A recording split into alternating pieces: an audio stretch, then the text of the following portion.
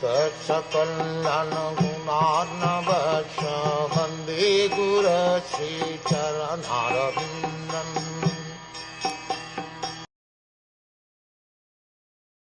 Thus I began chanting the holy name and fame of the Lord by repeated recitation, ignoring all the formalities of the material world. Such chanting and remembering of the transcendental pastimes of the Lord are benedictory.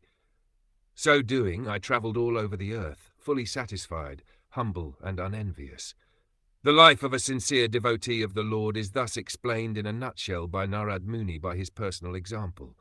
Such a devotee, after his initiation by the Lord or his bona fide representative, takes very seriously chanting of the glories of the Lord and travelling all over the world so that others may also hear the glories of the Lord.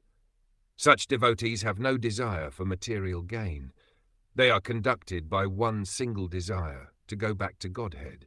This awaits them in due course on quitting the material body. Because they have the highest aim of life, going back to Godhead, they are never envious of anyone, nor are they proud of being eligible to go back to Godhead. Their only business is to chant and remember the holy name, fame and pastimes of the Lord and, according to personal capacity, to distribute the message for others' welfare without motive of material gain.